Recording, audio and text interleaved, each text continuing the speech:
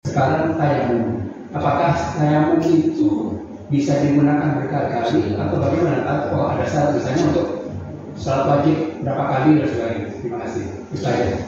Baik.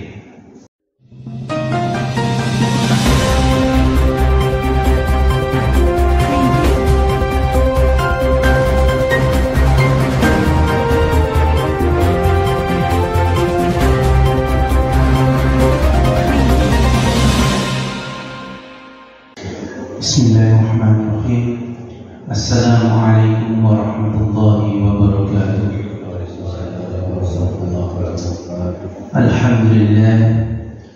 Alhamdulillah Rabbil samad lam yalid wa lam yulad wa lam yakul lahu kufuwan ahad. Alhamdulillah bi ni'matil iman wal islam. Walhamdulillahilladzi arsala rasulahu bil huda wa dinil haqq liyudhhirahu 'ala ad-dini kullihi wa kafaa billahi shahidan la nabiyya ba'da. Jamaah Masjid Ukhuwah Islamiyah yang dirahmati oleh Allah, alhamdulillah pada pagi hari ini kita dapat bermuajah kembali, dapat berkumpul dalam satu majelis yang insya Allah datangnya kita semua dalam satu majelis ini semata-mata niatnya hanya karena Allah, hanya karena ingin iqra bismi rabbikal ladzi khalaq, dalam rangka ingin memahami Al-Quran yang diturunkan oleh Allah sebagai hudan lil muttaqin tersebut. Jamaah salat subuh, kajian subuh yang dimulai oleh Allah. Sedikit saya informasikan, alhamdulillah 5 hari yang lalu sudah sesama muslim di Palestina itu sudah menerima bantuan-bantuan yang kita semua salurkan ke sana. Yang pertama masuk itu antrian dari Basnas waktu itu. Bahkan Lazisku dan Lazisku itu sudah mengirimkan bantuan masing-masing mobil ambulans itu sudah nyampe sana, alhamdulillah sudah sampai Gaza. Tapi yang sangat krusial justru Rumah Sakit Indonesia di Gaza per hari ini berhenti beroperasi. Karena apa? Karena kekurangan bahan bakar. Bahan bakarnya itu habis kemarin, berupa 1.100 liter solar itu habis. Jadi kebutuhan bahan bakar itu, karena listrik kan sudah dimatikan ya, maka mau tidak mau pakai diesel itu. Dan kebutuhan operasional Rumah Sakit Indonesia di Gaza yang saat ini adalah satu-satunya rumah sakit yang masih perharinya itu 1.100 liter solar. Nah ini problemnya dapat dari mana solar kalau kemudian perbatasan itu tidak dibuka. Dan per hari ini Mesir kembali menutup perbatasan Rafah, perbatasan Israel dan Mesir. Itu kan satu-satunya pintu masuk ke Gaza itu Rafah itu. Jadi Mesir kalau tidak mau buka ya tidak bisa lewat. Tidak tahu di pemerintah Mesir kenapa kok buka tutup, tidak dilos saja. Oleh karena itu sebelum kita mulai kajian rutin ini, mari kita bersama-sama mendoakan saudara-saudara kita di Palestina agar dikuatkan imannya, dikuatkan ketakwaannya, agar mereka mampu bertahan dalam cobaan yang diberikan oleh Allah Subhanahu wa taala. Bismillahirrahmanirrahim. Alhamdulillahirabbil alamin arrahmanir rahim maliki yaumiddin iyyaka na'budu wa iyyaka nasta'in ihdinas siratal mustaqim siratal ladzina an'amta 'alaihim ghairil maghdubi 'alaihim waladdallin. Amin. Allahumma a'izzatal Islam wal muslimin. Allahumma ansur ikhwanana muslimin al-mujahidin fi Palestin. Allahumma sabbit imanahum wa anzil sakinata ala qulubihim wa wahhid dhufufahum. Allahumma ahlik kafarah wal musyrikin. Allahumma dammir li yahuda wal isra'il wa saddid safalahum wa farriq jama'ahum. Allahumma ansur ala mujahidina a'ada'ina wa a'da'id-din bi rahmatika ya arhamar rahimin. Wa sallallahu ala nabi Muhammad sallallahu alaihi wasallam. Amin.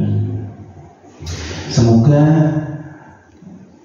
doa ini kemudian dikabulkan oleh Allah, karena untuk merubah blueprint Allah yang diberikan kepada manusia berupa qada ini, yang mampu merubahnya hanyalah doa. Allahumma amin. Hari ini materinya masih seputar taharah, yakni mengenai mashul khuffain. Mashul khuffain ini adalah mengusap kedua khuf, mengusap kedua penutup kaki. Namun kalau dulu zaman Rasul, era Rasul itu yang disebut penutup kaki ini belum berbentuk sepatu seperti sekarang. Jadi penutup kakinya Rasul itu mereknya bukan Adidas atau Nike atau Adidas. Dan jangan dibayangkan penutup kakinya Rasul itu kayak sandalnya Wiro Sableng itu, yang kemudian ada tali yang dililit-lilit ke atas. Tidak. Penutup kaki di era Rasul, karena waktu itu saking panasnya padang pasir, menyengatnya padang pasir, maka orang-orang yang safar, orang-orang yang bepergian ini perlu penutup kaki, alas kaki. Alas kaki di era Rasul itu banyak riwayat yang mengatakan adalah kumpulan dari kulit-kulit binatang atau kain-kain. Jadi kalau kita sekarang kenal kaos kaki yang dimasukkan, bahasa Indonesianya diserobokkan itu apa? Dimasukkan ke kaki itu ya. Dulu Rasul itu pakai kain yang diikat, kemudian dilapisi lagi dengan kulit kambing, kulit kentang, kulit sapi yang berlapis-lapis itu, kemudian diikat. Yang mana kemudian menanggalkannya atau melepaskannya itu susah. Tidak sesimpel sekarang. Sekarang kan ada sandal, ada slop, bahkan kemudian ada sepatu yang gampang memakainya itu tanpa ikat sepatu itu, tanpa tali sepatu. Itu kan mudah sekali. Tidak butuh effort untuk melepaskannya. Nah, maka di era itu muncul istilah mashul khuffain. Kapan ini terjadi? Ketika Rasul hijrah dari Mekah menuju Madinah. Saat itu wajar. Makkah Madinah era Rasul itu kalau naik unta ditempuh antara 5 sampai 1 minggu. Mekah Madinah, yang mana jarak perjalanan Mekah Madinah itu sekarang kalau naik mobil itu kurang lebih 4-5 jam. Ya, Sompante itu 6 jam. Oke. Mungkin Sidoarjo Solo ya Pak ya. Kalau tanpa tol, Sidoarjo Solo kurang lebih. Rasul, yang namanya musafir itu Mekah Madinah naik unta. Alphardnya Rasul itu dulu unta. Ferrari atau Lamborghini itu kuda. Naik kuda itu perjalanan paling cepat itu 3 hari. Mekah Madinah naik kuda. Baik, tentunya dengan kondisi safar yang seperti ini muncul yang namanya istilah rukhsah dalam ilmu fikih. Rukhsah itu dalam bahasanya ibu-ibu itu kalau di Matahari atau Ramayana itu namanya diskon. Diskon itu pasti syarat dan ketentuan berlaku. Tidak mungkin tiba-tiba diskon 50%. Gitu. Pasti diskon itu kalau belanja 50.000 lebih dari 50.000 baru dapat diskon. Atau bagaimana gitu, model-model diskon, model-model rukhsah. Nah, dalam bahasa fikih ini rukhsah. Maka yang disebut maskul khufain membasuh penutup sepatu ini, penutup kaki ini adalah sebuah kondisi rukhsah atau diskon bagi musafir ketika wudhu. Maka ketika wudhu tidak perlu menanggalkan atau melepas alas kakinya, melepas penutup kakinya, cukup diusap saja penutup kakinya tanpa melepasnya. Hal ini kemudian terjadi ketika Rasul hijrah ini ke Madinah. Diingatkan oleh Abu Bakar ketika Rasul ambil wudhu di salah satu oase antara Mekah dan Madinah. Ketika berwudhu dan sholat, Rasul itu tidak menanggalkan penutup kakinya, tidak menanggalkan khufnya. Kemudian ditegur oleh Abu Bakar, "Alasta bin nasi ya Rasulullah?" Apakah kemudian Rasul, apakah sampai tidak lupa Rasul? Wudhu kok tidak ditanggalkan penutup kakinya. Nah, kata Rasul, itu keterangan rukhsah bagi musafir. Begitu. Baik. Satu hal yang kemudian kita perlu pahami, tidak membuka penutup sepatu itu adalah sebuah rukhsah atau diskon bagi musafir. Apa kondisi rukhsah, kondisi diskon? Baik. Maka syaratnya apa, Ustaz? Syaratnya adalah wamsah a'lal khufaini aw nahwihima badala ghusl rijlaini fil wudu. Maka usaplah kedua khufmu atau penutup kakimu atau sesamanya sebagai pengganti membasuh atau mencuci kedua kaki dalam wudu. Syaratnya apa? Salasan fis safar wa yawman wa lailatan fil iqamah. 3 hari berturut-turut ketika dalam kondisi safar, bepergian. Nah, tadi patokannya Rasul itu naik kuda itu 3 hari itu posisi Mekah Madinah itu safar. Yauman wa lailan, 1 hari 1 malam kalau dalam kondisi berdiam diri. Nah, berdiam diri dan apa-apain itu kalau dalam kondisi sakit. Misal jenengan atlet sepak bola patah kaki, kemudian kakinya digigit, maka tidak perlu gergaji gigitnya kalau mau wudhu. Cukup gigitnya saja yang bisa kalau dalam kondisi sakit. Atau mungkin sakit sudah tidak bisa ngapa-ngapain, gerges. Orang dulu, mbah saya itu dulu itu kalau gerges itu kakinya itu dilapisi berapa pos kaki itu Pak. Terus pakai sal dan lain sebagainya. Itu kalau kena air itu khawatir sakit, maka kemudian cukup mengusap penutup kakinya. Penutup kaki ini boleh berupa kaos kaki, boleh jadi sepatu, boleh jadi macam-macam. Karena penutup kaki di era Rasul itu adalah sesuatu yang susah ditanggalkan, sesuatu yang susah dilepas. Maka muncul rukhsah. muncul diskon yang membalayanakan fil iqamah.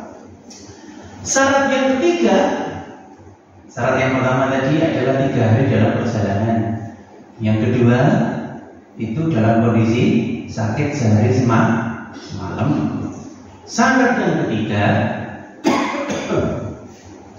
malam tahlahuma wa kana nafsuhuma ala kufri.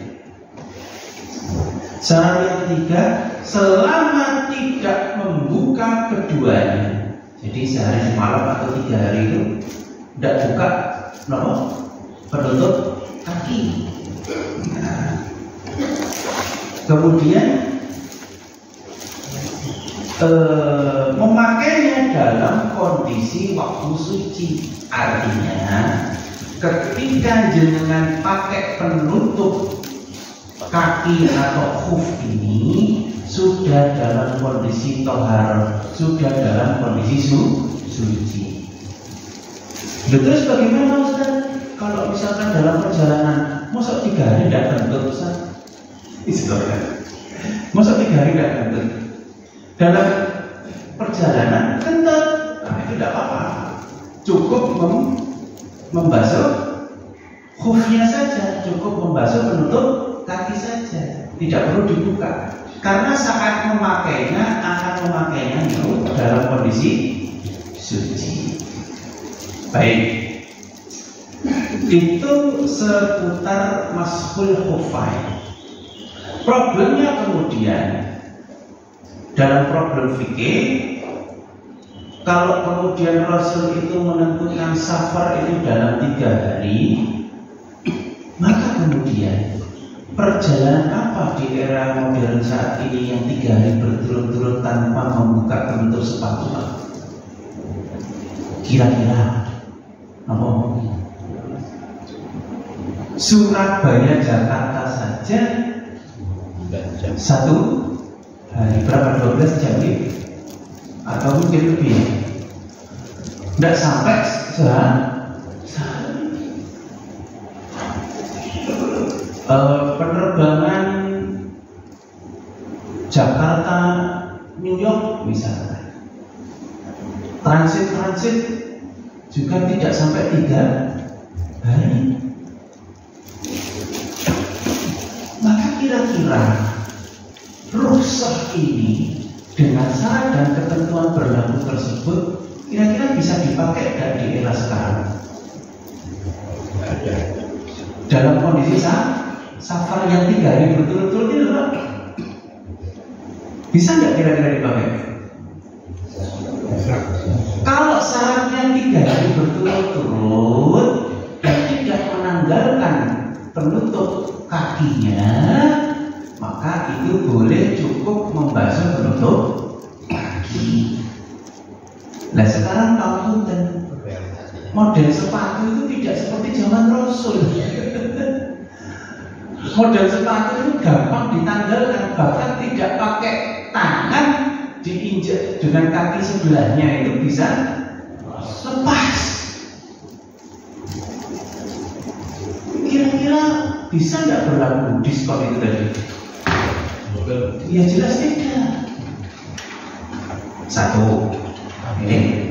Kemudian tadi safar itu kalau dalam istilahnya Imam Syafi'i dalam kitabnya Ar-Risalah itu, safar itu Imam Syafi'i menentukan beristihad yang dimaksud safar itu 90 km minimal. Nah 90 km itu dulu mungkin ditempuh boleh jadi sehari,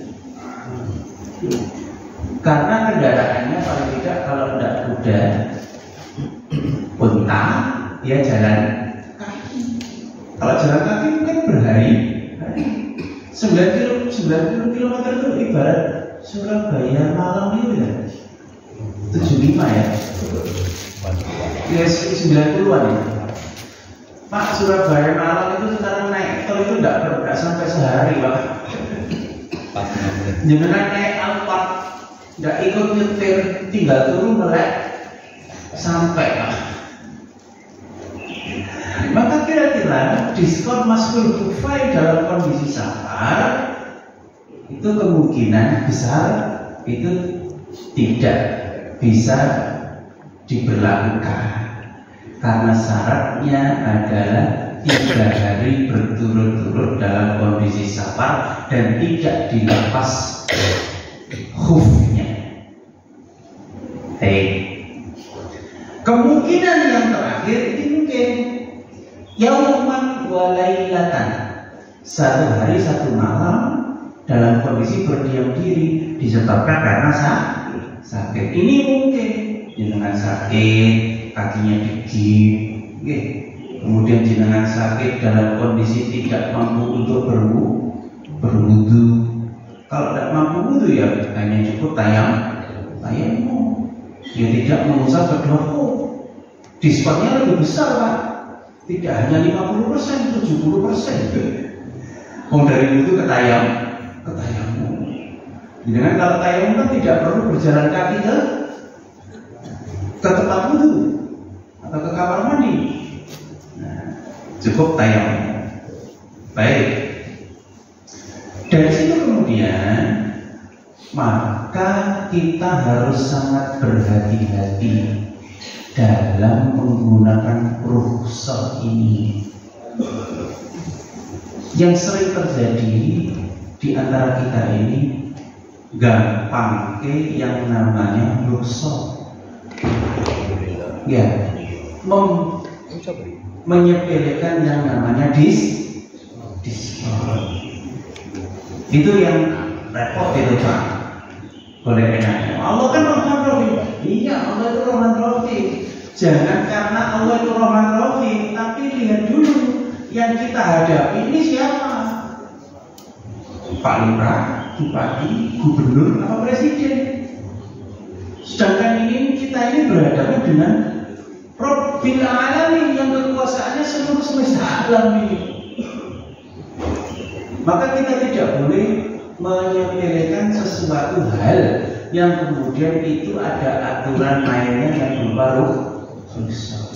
Syaratnya apa? Kalau syarat dan ketentuan yang berlaku, maka kalau sudah memenuhi syarat dan ketentuan boleh ambil rukhsah. Kalau tidak ya jangan. Itu intinya, itu poinnya. Karena kita ini berhadapan dengan Allah Subhanahu wa Ta'ala. Contoh misalkan maksiat, jangan kemudian kita maksiat habis dari tretes kemudian bertobat, seperti tobatlah. Mau Allah itu Rahman Rahim kok, insya Allah diterima tobatnya. Bukan hanya karena Allah Rahman Rahim saja, tapi ingat kita ini berbuat maksiat itu kepada siapa? Kepada Rabbil Alamin. Itu begitu. Contoh misalnya analogi lain, sholat. Sholat itu kan ada 4 komponen, Pak. Nanti kita jelaskan di bab sholat. Sholat itu ada syarat sah sholat, ada kemudian sunnah di dalam sholat, ada rukun sholat, ada adab sholat. Contoh syarat sah sholat adalah misalkan menutup aurat. Menutup aurat. Aurat laki-laki itu dari sana sampai mana, Pak? Pusat tertutup sampai lutut tertutup. Aurat laki-laki. Syarat sahnya sholat adalah menutup aurat. Secara fikih begitu. Maka misalnya jenengan berangkat ke masjid Ukhuwah Islamiyah, seorang bapak kemudian pakai celana jojon, Pak. Kayak almarhum Jojon itu Pak. Yang betul-betul celananya sampai di diafragma, kemudian ininya 3/4, bawahnya 3/4. Tidak pakai baju, Pak. Pertanyaannya, sholatnya sah atau tidak? Sah. Tapi tidak menyentuh kepada adabus sholat. Itu begitu analoginya terhadap urusan tadi. Contoh lagi kemudian, misal Pangapunten Pak, kita kalau berhadapan dengan seorang pejabat, entah itu bupati, entah itu gubernur, bahkan mungkin presiden, kira-kira kita masuk istana negara itu pakai surat cekak sama singletan enggak? Masuk istana negara, masuk kabupaten ini Pak, di alun-alun itu kantor bupati, diundang bupati, gimana kira-kira singletan atau enggak? Ini jelas-jelas mau menghadap bupati pasti pakai baju yang terbaik, tidak punya sepatu nyileh, pakai pantofel yang paling muda, pakai peci yang paling hitam, kan pasti seperti itu. Kenapa kok kemudian kita sedang menghadap Rabbil Alamin, Tuhan semesta alam yang kekuasaannya tidak hanya sebatas satu kabupaten Pak? Kekuasaannya itu aduhas sama apa? Langit dan bumi, luas sekali kekuasaan Allah.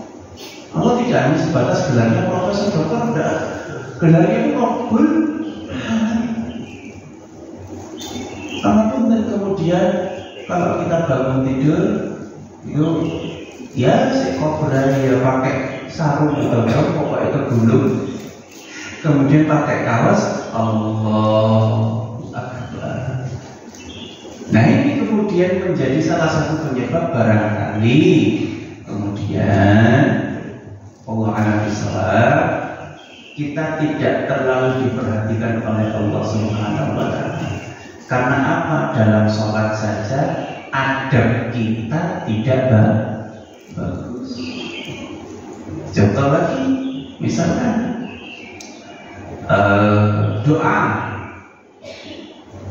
itu kan terjemahan doa itu dalam bahasa Indonesia adalah permohonan ya Pak. Memohon kepada yang dimintai permohonan. Dalam bahasa ringkasnya dalam surat Al-Fatihah, iyyaka na'budu wa iyyaka nasta'in. Hanya kepada-Mu ya Allah aku memohon, aku menyembah, dan hanya kepada-Mu ya Allah aku memohon pertolongan. Problem yang kita doa ini, satu barangkali hanya formalitas, bacaan-bacaan yang kita hafal kemudian kita baca. Kedua, barangkali kita terlalu banyak meminta,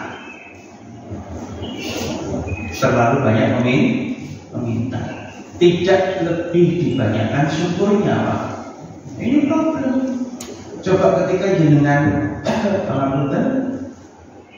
mengajukan proposal bantuan itu ke Pemda, kemana itu kan prolognya kan luar biasa, banyak sekali memujinya, baru mohon dana. Bagikannya kan seperti itu. Contoh lagi misalkan ketika kita ketemu Pak Lurah, paling simpel Pak Lurah atau kepala desa, sepele Pak, urusan KTP Pak, urusan KTP. Apakah kemudian kita langsung buka pintunya kantor Pak Lurah kemudian banting KTP, KTP lah? Apakah seperti itu? Kan tidak, ada adabnya. Banyak kita kemudian masuk, tegur sapa, salam, basa-basi, bagaimana Pak Lurah kabarnya, sehat, anaknya sudah lulus dan sebagainya, bisnisnya lancar Pak Lurah ya. Setelah basa-basi memuji dan memuja, alhamdulillah. Setelah memuji dan memuja, baru permohonannya cuma satu, KTP. Barangkali ini yang tidak kita terlalu perhatikan. Kita hanya fokus meminta, sedikit memuji. Yang sering terjadi Pak, kadang-kadang zikir kita itu mentok hanya 33 kali aja. Subhanallah, alhamdulillah, Allahu akbar, wala ilaha illallah. Nah, zikirnya itu aja kadang-kadang kita enggak, lafadznya juga enggak bagus. Ketika zikir,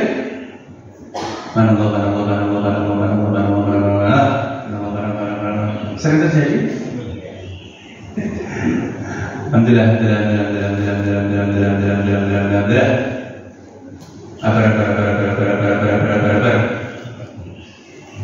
Begitu doa, Rabbana atina innova ya Allah. Allahumma dini al-fat ya Allah. Luar biasa kemudian. Coba dihitung berapa kali kita memuji dan memuja dan berapa kali kita memohon. Ini kan kemudian tanda tanya. Kalau kita saja yang sesama manusia, kemudian kalau banyak orang minta, enggak jawab yang sesama manusia. Bagaimana kemudian kita berhadapan dengan Allah Subhanahu wa Ta'ala yang gelarnya ini Rabbil Alamin? Jadi adab itu harus betul-betul diperhatikan. Dalam memakai rukhsah itu juga salah satu adab dalam beribadah.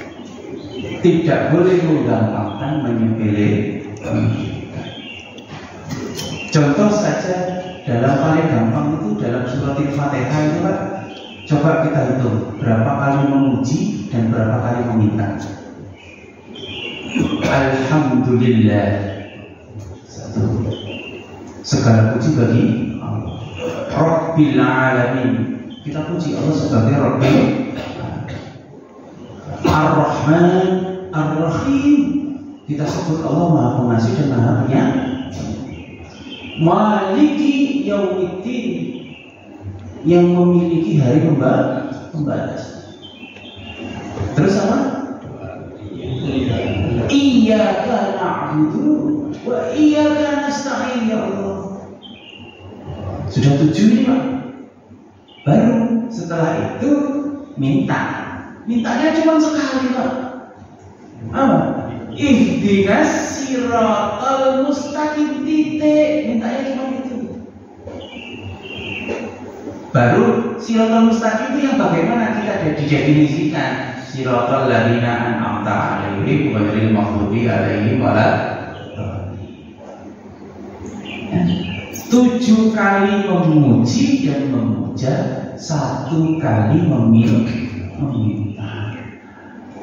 Itu adabnya Pak ketika kita berurusan dengan Allah.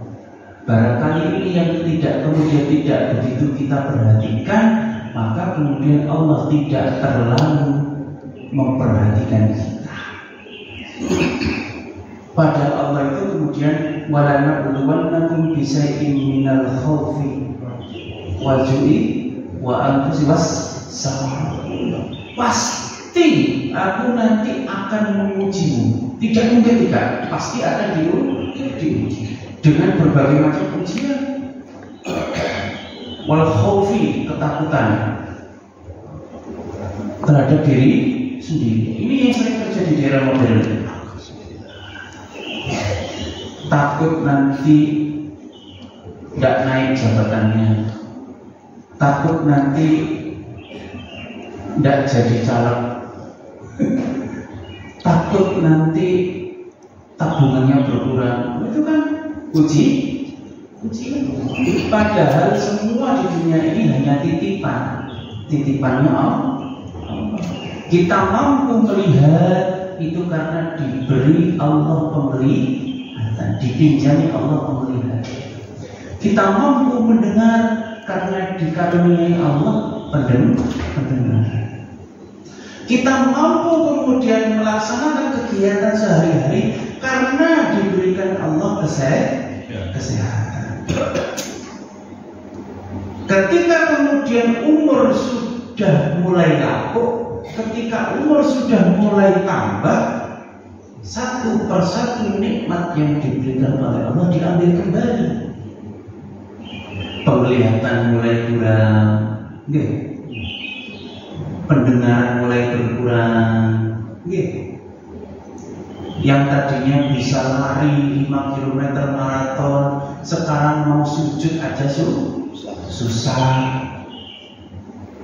Kemudian kita mengeluh, ini bagaimana rumusnya? Tidak ada rumus.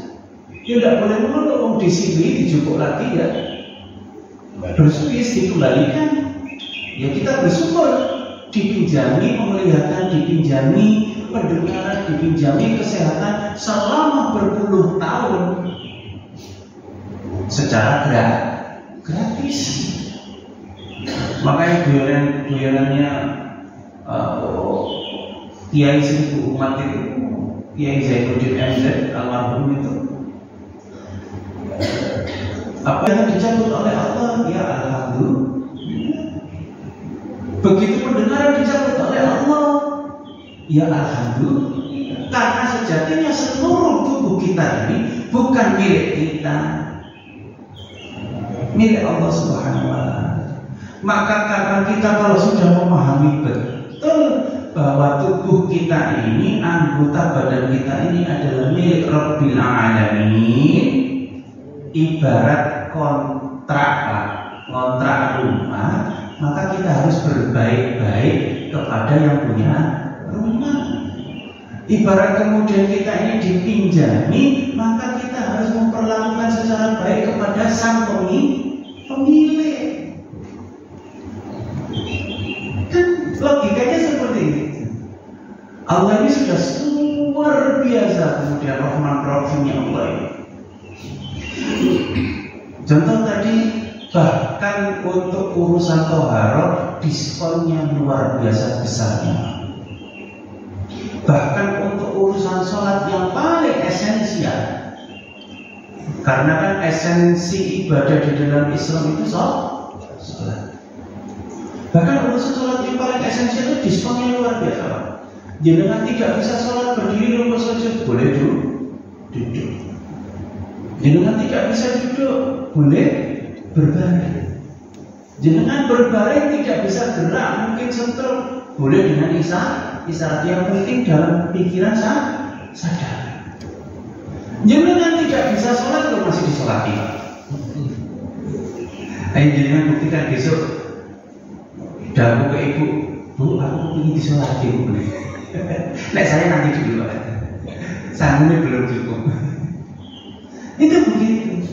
Maka kemudian rukhsah ini sepele, mashul kufain, maka membasuh kedua penutup kaki harus kita manfaatkan sebaik mungkin, dan harus kita perhatikan syarat dan ketentuannya yang berlaku. Begitu pula tayamum. Kalau kemudian tayamum ini syarat dan ketentuannya itu kita tidak memenuhi syarat, ya jangan tayamum. Kok gampang kita tayamum? Ustaz, saya ini perjalanan jauh, Ustaz. Ya nyetir juga, dikejar waktu, Surabaya Jakarta misalkan. Pak, Surabaya Jakarta jenengan kalau naik tol Trans Jawa itu tidak kekurangan air kalau berhenti di rest area. Ya maka jangan digampangkan melipir kemudian tayamum sholat dengan duduk di mobil. Paham maksud saya ini? Itu ada rusuhnya juga. Boleh jadi jamak, boleh jadi kosong. Nah ini kan sudah luar biasa. Pengapunten kadang-kadang sholatnya lewat. Itu sering terjadi. Bukan safar, Ustaz. Hari Jumat safar ya udah Jumatan. Padahal di Indonesia ini alhamdulillah jenengan tidak akan kesulitan menemukan masjid. Kadang-kadang dalam kondisi sama, saya bisa lain, saya cukup waktu nih. Sudah sampai sana, saya nonton sebelah sana. Sampai akhirnya kelewatan dulu, habis Jumatannya. Nah sudah Jumatan, wis nunggu. Itu kan sering terjadi begitu. Ditanya, rukhsah ini samar. Terhadap rukhsah atau diskon-diskon ini kita harus memperhatikan dengan betul, dengan baik dan benar syarat dan ketentuannya pasti berlaku. Dari sini Mas Fufain ini ada pertanyaan Bapak? Monggo. Bapak yang kedua. Saya ingin tanya yang terkait dengan rukhsah yang terkait dengan taharah. Sekarang tayamum, apakah tayamum itu bisa digunakan berkali-kali atau bagaimana? Atau ada syarat misalnya untuk salat wajib berapa kali dan sebagainya? Terima kasih. Baik, saya sekalian menjelaskan bab tayamum ya Pak. Wa idza ta'adzarta min istikmalil ma limaradin aw khawfi dharar, khawfi min ad-dharar, dan jika kamu berhalangan menggunakan air karena sakit atau khawatir mendapatkan mudarat, itu syaratnya. Dua, berarti berhalangan menggunakan air. Yang ketiga, khawatir lebih mudarat. Khawatir lebih mudarat ini boleh jadi dalam kondisi safar, ternyata tidak ada air. Air itu lebih manfaat untuk diminum daripada untuk taharah. Maka boleh tayamum. Ada air cuma sebotol, tapi kalau jenengan pakai untuk taharah, jenengan mati.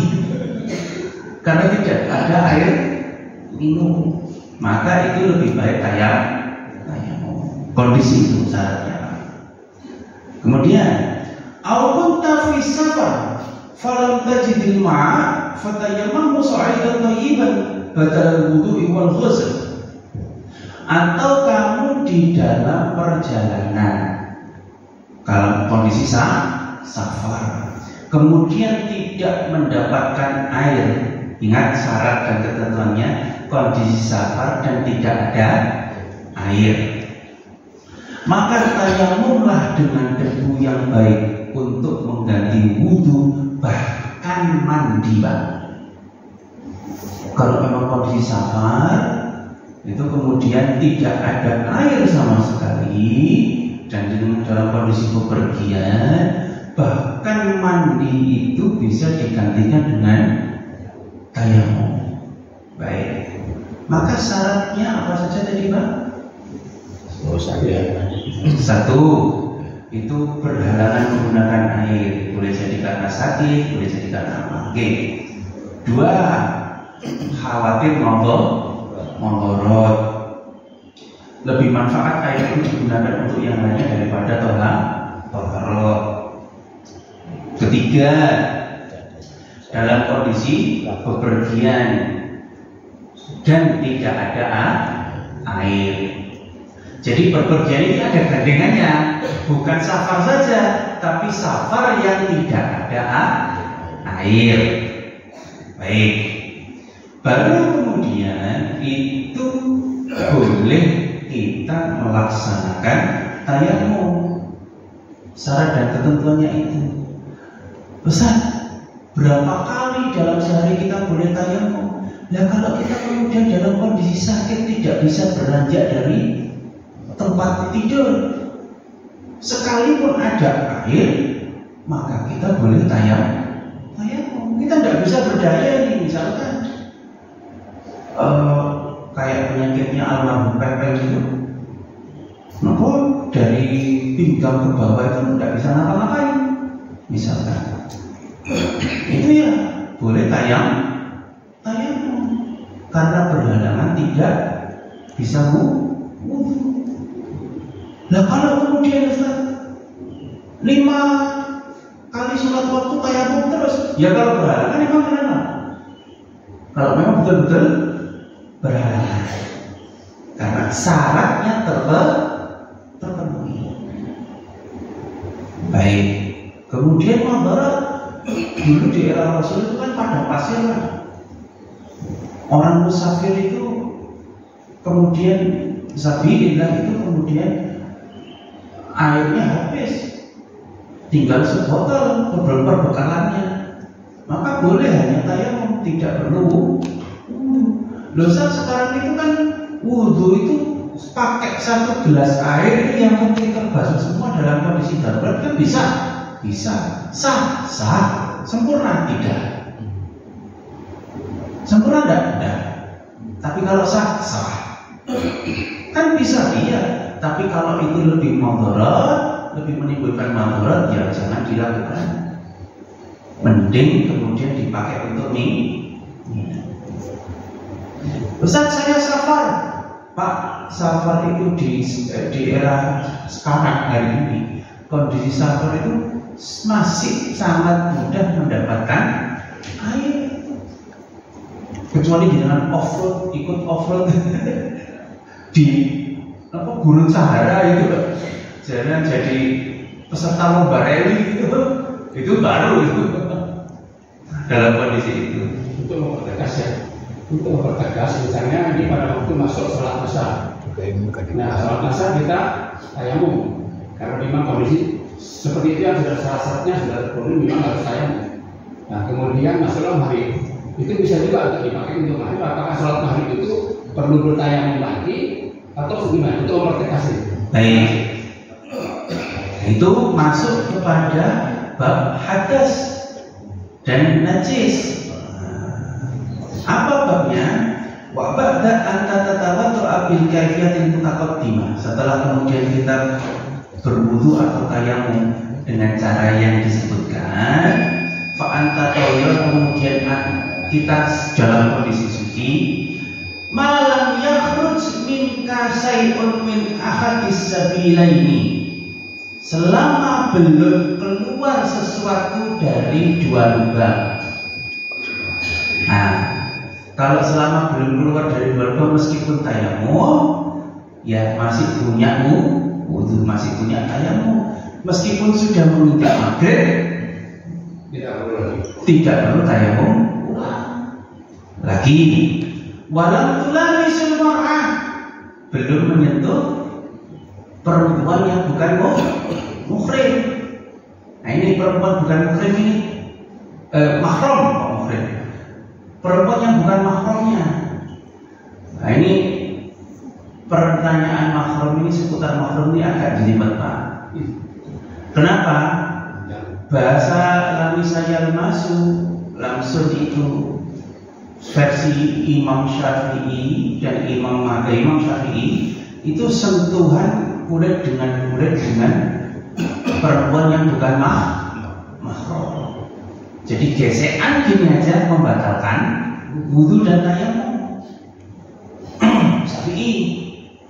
Versi Imam Hanafi tidak. Yang disebut langsung itu adalah jima. Jima itu berhubungan badan suami istri. Kalau berhubungan badan tidak hanya wudu tapi juga mandi. Selama belum tulang misul mar'ah, itu tidak batal wudunya. Terus tadi walam tamassa farjaka, belum menyentuh kemaluan atau alat vital secara langsung. Misalkan, naudzubillah min dzalik, ada panu Pak, gatel, jenengan kukur-kukur dari luar begini tidak puas, dimasukkan kukur-kukur sampai tersentuh alat vital, maka itu menjadi hal yang membatalkan wudu dan tayamum.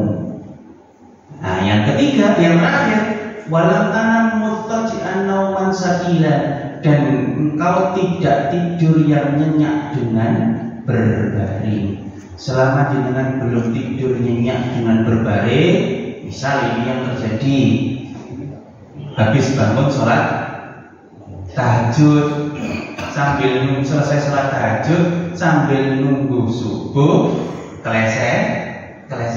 Ternyata sak kelebatan tidur sambil berbaring itu membatalkan wudu. Yang terjadi itu ketika Jumatan, Pak, khutbah khotib itu adalah lantunan nada paling indah pengantar tidur.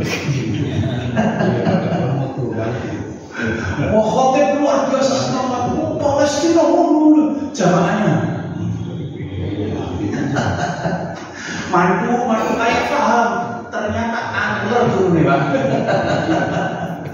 Itu tidur Ustaz, tidur.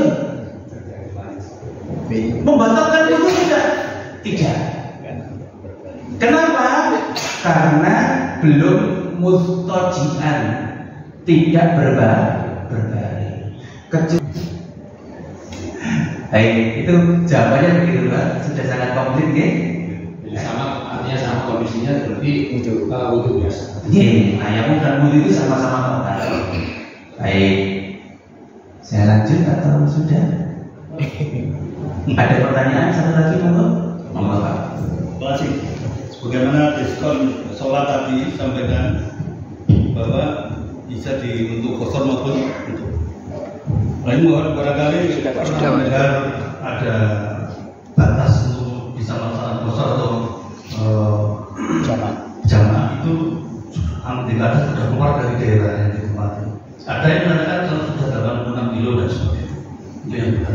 Untuk melaksanakan kosor dalam ini apakah harus semua dua-dua atau mungkin yang satu-dua yang satu komplit di tempat? Itu aja katanya. Terima kasih.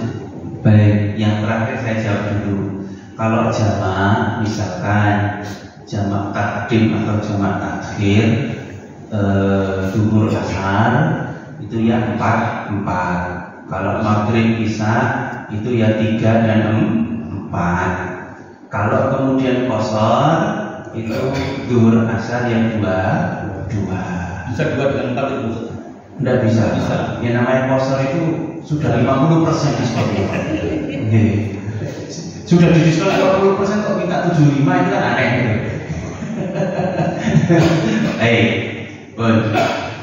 Itu jumlah rakaat.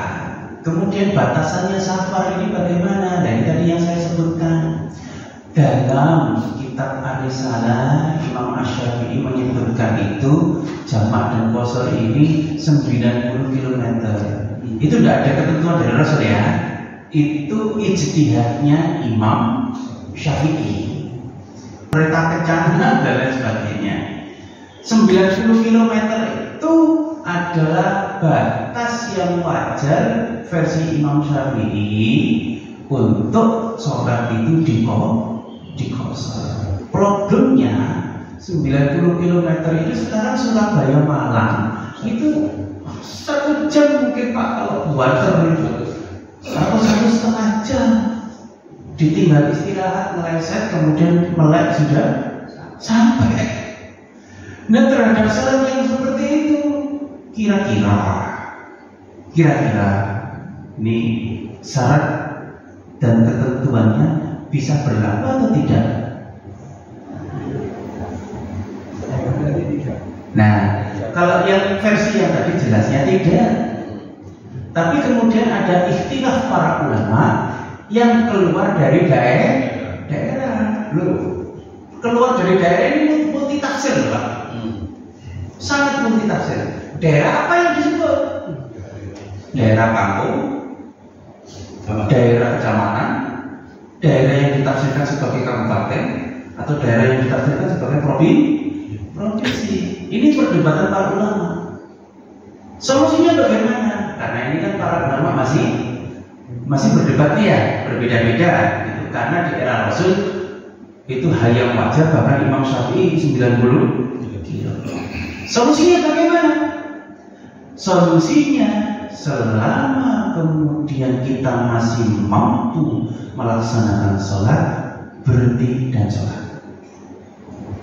Kecuali tidak mungkin melaksanakan sholat atau dalam kondisi waktu berbeda. Misal jangan umroh dari Surabaya ke Madinah, berapa waktu perjalanan? 10 jam katakan, 10 jam. Selisih waktu antara Indonesia dan Madinah berapa jam? 4 jam. Kalau di sini jam 5, di Madinah jam berapa? Jam 1. Lebih dulu Indonesia atau lebih dulu Saudi? Lebih dulu sini. Baik. Kalau di sini jam 5, maka di Saudi jam berapa? Jam 1. Misalkan, seandainya perbedaan waktu jam itu kita terbang jam sekian, sampai sana tetap jam sekian, sholatnya bagaimana? Nah, ini kan problem fikih kontemporer. Itu tadi hubungannya dengan Bapak tadi. Baru dalam kondisi itu sangat memungkinkan syarat dan ketentuan berlaku.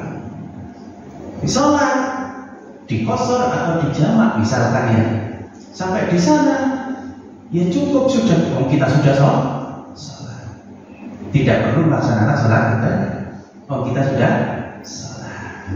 Nah, itu penjelasannya sampai ilmu hisab itu. Nah, baik, begitu memang saat qasar ini solusinya selama kita mampu berhenti dan sholat, berhenti dan sholatlah. Karena yang kita hadapi ini bukan gubernur, bukan presiden, tapi Rabbil Alamin. Maka jangan menyepelekan yang namanya rukhsah. Baik, sampun gimana?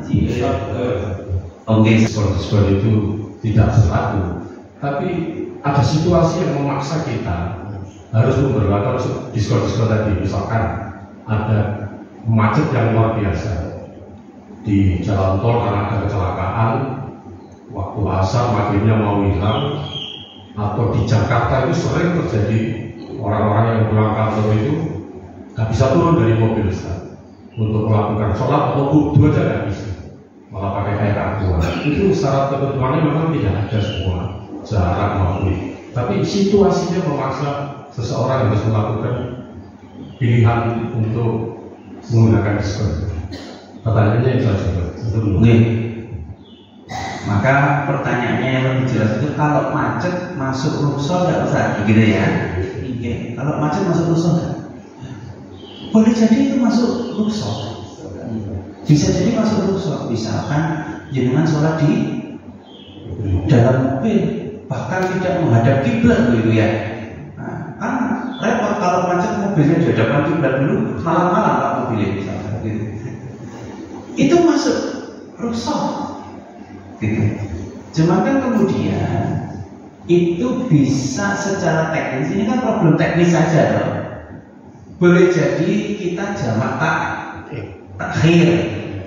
Nah, untuk barangkali kita khawatir sholat kita tidak sempurna, tidak khusyuk dan lain sebagainya. Bagaimana bisa khusyuk kemudian kita dalam kondisi macet, kemudian Allahu Akbar, wis melaku, din sambil ngicek gas sholatnya mungkin ya batal sholat kita mungkin. Baik, itu hanya problem teknis saja. Boleh jadi kalau mungkin maghrib dan isya kita jamak takhir di rumah, karena waktu isya itu panjang gitu. Kemudian mungkin dan lain sebagainya, itu soal teknis. Tapi kalau itu masuk rukhsah, boleh jadi itu masuk rukhsah, dan saya pastikan itu masuk rukhsah. Soal penerapan rukhsahnya mau kita ambil dalam kondisi tertentu silakan. Kalau tidak juga tidak masalah untuk mengejar kesempurnaan sholat. Sampun ya Pak? Alhamdulillah.